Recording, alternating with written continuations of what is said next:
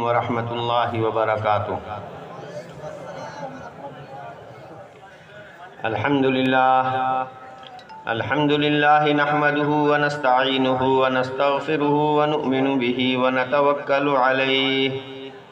ونعوذ باللہ من شرور انفسنا ومن سیئات اعمالنا من يهد الله فلا مضل له ومن يضلل فلا هادي له ونشهد أن لا إله إلا الله وحده لا شريك له ونشهد أن سيدنا ومولانا محمدا عبده ورسوله صلى الله تعالى عليه وعلى آله وصحبه وبارك وسلم تسليما كثيرا أما بعد فأعوذ بالله من الشيطان الرجيم بسم الله الرحمن الرحيم وما خلقت الجن والإنس إلا ليعبدون صدق الله العظيم۔ یقین محکم عمل پہ ہم محبت فاتح عالم، جہاد زندگانی میں ہیں یہ مردوں کی شمشیریں۔ محترم و مکرم صدر اجلاس، حضرات علماء کرام، معزز بزرگوں، عزیز دوستوں اور بھائیوں، اور ہماری آواز سننے والی معزز ماؤں، بہنوں اور بیٹیوں، جیسا کہ آپ حضرات نے حضرت مفتی طیب الرحمن صاحب مدد اللہ کے ذریعے سنا کہ آپ کے اس مدرسے میں بلکہ آپ کے اس صوبے میں اب سے 20 سال پہلے بندے کی حاضری ہوئی جمعیت علماء ہند کے تحت اصلاح معاشرہ کی تحریک اور پروگراموں کے حوالے سے، اور اس وقت مفتی صاحب مدد اللہ نے پورے صوبہ تری پورہ کا 10 روزہ ایسا پروگرام بنایا تھا کہ ہر علاقے میں جانا ہوا، اور اس میں شبہ نہیں کہ اس وقت ہم برادران اسلام کی دینی معاشی جو حالت تھی، اب الحمدللہ اس سے بہت اچھی اور بہت بہتر ہے۔ اسی طرح یہ مدرسہ اس وقت جھوپڑیوں میں چل رہا تھا، کچے مکانات تھے، بہت مختصر عمارت تھی، اساتذہ بھی بہت پریشانی سے رہتے تھے، طلبہ بھی بہت پریشانی سے رہتے تھے، تنگی تھی۔ آپ حضرات کے خلوص، آپ حضرات کی محنت اور دین اسلام کے تعلق سے حمیت و غیرت، اور مفتی صاحب اور ان کے رفقا کی مسلسل جد و جہد اور محنت کے نتیجے میں اللہ کے فضل و کرم، سب سے بڑی چیز اللہ کا فضل ہے کہ اس کے نتیجے میں آج یہ 3 منزلہ پختہ عمارت نظر آ رہی ہے، اور صرف عمارت ہی پختہ نہیں ہوئی بلکہ ادارے کی خدمات بھی مختلف انداز سے مختلف شعبوں میں نمایاں ہے۔ یہاں کے پڑھے ہوئے طلبہ ام المدارس دارالعلوم دیوبند جاتے ہیں، وہاں وہ داخل ہوتے ہیں اور عالم، فاضل، مفتی، محدث، ادیب، مفسر بن کر کے نکلتے ہیں، اور واپس آ کر یہاں تری پورہ میں جہاں ان کو موقع ملتا ہے ایک نیا چراغ جلا دیتے ہیں، یا پرانے پہلے سے جلتی ہوئی شمع کے گرد پروانہ وار آ کر اپنا اس کی خدمت میں مصروف ہو جاتے ہیں۔ بہرحال یہ آپ کا تریپورہ کا ام المدارس ہے۔ مفتی صاحب نے یہ بات فرمائی کہ میں نے اس وقت کے معائنہ رجسٹر میں یہ بات لکھی تھی کہ جیسے دارالعلوم دیوبند پوری دنیا کا ام المدارس ہے، یہ آپ کے صوبے کا ام المدارس ہے، اور اس کے ذریعے سے بہت کچھ انشاءاللہ خیر پھیلے گا۔ اس وقت کی حالت زار کو دیکھ کر جو دل سے دعائیں نکلی تھیں، الحمدللہ آج اس کے ثمرات سامنے ہیں، اور یہ ترقی دیکھ کر کے جی بہت خوش ہوا۔ میں نے جو شعر پڑھا ہے اس شعر کا پس منظر یہی ہے۔ یہ کامیابی میرے دوستوں کیوں حاصل ہوتی ہے، کیسے حاصل ہوتی ہے؟ اس کے لیے 3 بنیادی شرطیں ہیں۔ کسی بھی مقصد میں کامیابی کے لیے بلکہ زندگی کو اچھی اور کامیاب زندگی بنانے کے لیے 3 چیزیں بنیادی ہیں۔ ان 3 شرطوں پر آدمی اگر عمل کرے گا تو اس کی زندگی کامیاب ہوگی۔ جو مشن لے کر کے چلے گا اس مشن میں وہ منزل کو پہنچے گا اور کامیابی اس کے قدم چومے گی۔ پہلی بات یقین محکم، اس بات کا یقین کہ کرنے والی ذات اللہ کی ہے، اللہ قادر مطلق ہیں، اللہ تبارک و تعالی سبب کے محتاج نہیں ہیں، سبب اللہ کے حکم کے تابع ہے۔ بندہ جب اس یقین کے ساتھ اٹھتا ہے کہ کرنے والی ذات اللہ کی ہے اور اللہ پر بھروسہ رکھتا ہے، رات کی تنہائیوں میں اللہ سے آہوزاری کرتا ہے،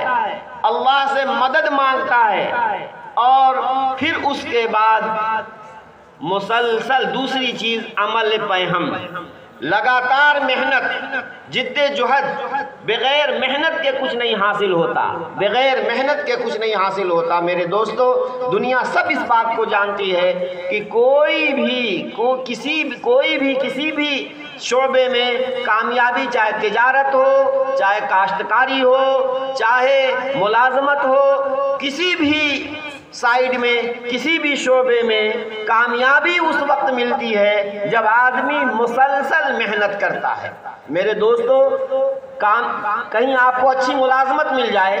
لیکن ملازمت تو مل گئی اور ملازم ملازمت کے اصول و آداب کو چھوڑ دے، محنت نہ کرے، ٹائم پر پہنچے نہیں اور اپنا کام نہ کرے، تو ظاہر ہے کہ وہ ملازم، اس کی ملازمت ختم ہو جاتی ہے، اس کو ترقی نہیں ہوتی ہے، اس کا پرموشن نہیں ہوتا ہے۔ وہی ملازم کامیاب ہوتا ہے جو اپنی ملازمت میں محنت کرتا ہے اور خلوص کے ساتھ کام کرتا ہے۔ کمپنی والے یا اس ادارے والے جس نے اس کو رکھا ہے، وہ لوگ اس کی کارکردگی کو دیکھتے ہیں، اچھی کارکردگی پر اس کا پروموشن کرتے ہیں، اس کا سمان کرتے ہیں، اس کا ویتن بڑھاتے ہیں، اور جو ملازم ناکارہ ہوتا ہے، جو ملازم کامچور ہوتا ہے، اس ملازم کی کوئی قدر و قیمت نہیں ہوتی، وہ کامیاب نہیں ہوتا ہے۔ تو ایک تو اللہ کی ذات پر بھروسہ اور یقین، دوسری چیز جس میدان میں آپ اترے ہیں مسلسل جد و جہد آپ کریں، اور تیسری چیز میرے دوستو محبت، ہر ایک سے محبت کرنا۔ جن جن لوگوں سے آپ کا پالا پڑتا ہے، جن جن سے آپ کا سابقہ ہے، آپ ان میں محبت بانٹیں، آپ ان کے ساتھ پیار کا معاملہ کریں، آپ اپنے ماتحتوں کے ساتھ بھی شفقت اور محبت کا معاملہ کریں، بڑوں کے ساتھ بھی شفقت اور محبت کا معاملہ کریں۔ جن لوگوں کے درمیان آپ کو جانا ہے ان کے ساتھ محبت اور پیار سے جب گفتگو آپ کریں گے تو آپ کی بات سنی جائے گی، سمجھی جائے گی، اور پھر آپ جو بات کہنا چاہتے ہیں، چونکہ سامنے والا یہ سمجھتا ہے کہ یہ آدمی ہمارا مخلص ہے، ہم سے محبت کرتا ہے، اور آدمی جس سے محبت کرے گا اس سے بے وفائی نہیں کرے گا، غلط مشورہ نہیں دے گا اور غلط بات اس سے نہیں کرے گا۔ تو یہ 3 چیزیں ایک تو اللہ کی ذات پر مکمل یقین ہو، دوسرے جس میدان میں آپ اترے ہیں اس میں مسلسل جہد اور محنت کریں، اور تیسری چیز جن جن لوگوں سے آپ کا سابقہ اور پالا پڑتا ہے ان سے محبت پیار کا معاملہ کریں۔ یہ تین چیزیں ہیں جہاد زندگانی میں ہیں، یہ مردوں کی شمشیریں کہ زندگی کا جو مشن اور جو جہاد ہے، زندگی انسان کے مستقل ایک جہاد کا نام ہے، اس میں تلوار کا کام یہ چیزیں کرتی ہیں، اور جب یہ تین ہتھیار انسان کے پاس ہوتا ہے تو کامیابی اس کے قدم چومتی ہے، مستقبل اس کا روشن ہوتا ہے، لوگوں کے دلوں کے اندر اس کی عظمت ہوتی ہے، جو کام لے کر کے چلتا ہے وہ بالکل اپنی منزل تک پہنچتا ہے اور کامیاب ہوتا ہے۔ میرے دوستو، اس ادارے کے خدام کے اندر یہ تینوں صفات نمایاں طور پر موجود تھیں کہ اللہ تبارک و تعالیٰ نے انہیں کامیابی عطا فرمائی، آج اس منزل تک آپ کا یہ ادارہ پہنچا ہوا ہے۔ میرے بھائیوں اور دوستو، میں تعریف منہ پر کرنے کا قائل نہیں ہوں، لیکن اس لیے کہتا ہوں کہ در حقیقت یہ آپ کی امانت تھی، اور آپ نے دیکھا کہ آپ کی امانت کے ساتھ کتنی اچھی حفاظت کا معاملہ کیا گیا۔ جن ہاتھوں میں آپ نے اس ادارے کو دیا، ان ہاتھوں نے اس ادارے کو کتنا زیادہ پروان چڑھایا، اور نہ صرف یہ ادارہ بلکہ یہ تو ایک پوائنٹ ہے، ایک مرکز، ایک نقطہ ہے جہاں سے امت مسلمہ کو پاور سپلائی ہو رہا ہے۔ جمعیت علماء ہند کے پلیٹ فارم سے جتنی بھی تحقیقات اور جتنے بھی کام دیے جاتے ہیں اس کا مرکز بھی یہی ادارہ ہے۔ ام المدارس دارالعلوم دیوبند کا جو رابطہ مدارس عربیہ اس کا بھی صوبائی مرکز یہی ہے۔ الغرض اصلاح معاشرہ کے تعلق سے جمعیت علماء ہند کی جو وقتی پکاریں اور ضرورتیں، اس کی طرف سے جو ملی تحریکات اٹھتی ہیں، اس کے حوالے سے ام المدارس دارالعلوم دیوبند کے فکر، مسلمانوں کے عقائد کی درستگی، اعمال کی درستگی، اسی طرح جماعت تبلیغ جو امت مسلمہ کا عظیم سرمایہ ہے، اس جماعت تبلیغ کی سرپرستی کے حوالے سے الغرض دین کے اور ملت اسلامیہ کی ضرورتوں کے حوالے سے آپ کا یہ ادارہ آپ کا بہترین گویا پاور ہاؤس ہے، اور یہاں سے ملت اسلامیہ کو انرجی اور پاور اور طاقت ملتی ہے، جس کے نتیجے میں آج الحمدللہ اس پورے صوبے میں بلکہ اطراف میں اس کی روشنی پھیل رہی ہے۔ اللہ سبحانہ و تعالی نظر بد سے محفوظ رکھے، اللہ نظر بد سے محفوظ رکھے، اور ملت اسلامیہ کو زیادہ سے زیادہ اس مدرسے کے ساتھ جو ہے مربوط رہ کر اس سے فائدہ اٹھانے کی توفیق عطا فرمائے۔ ترجمہ تو کرنی ہوگی۔ میرے بھائیوں اور دوستو، بات یہ ہے، ویسے تو آپ بہت شروعات سی سے بڑے بڑے علماء کرام کے اپنی بھاشا میں آپ بیان سنتے رہے، میں تو بنگلہ زبان میں کوتا نہیں کہہ سکتا، لیکن بہرحال ہماری ملک کی سرکاری زبان ہندی ہے، اور ہمارے ملک کے گوشے گوشے میں لوگ ہندی زبان بولتے ہیں اور سمجھتے ہیں، اس لیے اگر ہم بنگلہ بھاشا میں نہیں اگر کوتا کہہ سکتے، پھر بھی امید ہے کہ ہماری بات آپ سمجھ رہے ہوں گے۔ বাংলা ভাষা বলতে পারি না, কিন্তু আমি আশা করছি কি আপনি ইনশাআল্লাহ বুঝতে পারেন উর্দু ইনশাআল্লাহ। बहरहाल मैंने जो आयत करीमा पढ़ी है, अल्लाह तबारक व ताला ने उसमें ये बयान फरमाया कि हम क्यों पैदा किए गए, हमारी ज़िंदगी की और हमारी पैदाइश की गरज क्या है। अल्लाह पाक फरमाते हैं कि वमा खलक़तुल जिन्न वल इंस इल्ला लियअबुदून, मैंने जिन्नात और इंसान को सिर्फ और सिर्फ इसलिए पैदा किया कि वो मेरी मान कर चलें, मेरी बंदगी करें। इबादत, मैं ये नहीं कहता कि मेरी इबादत करें। देखिए, इबादत का मतलब तो लोग ये समझते हैं सिर्फ रोज़ा, नमाज और तस्बीह, कुरान की तिलावत,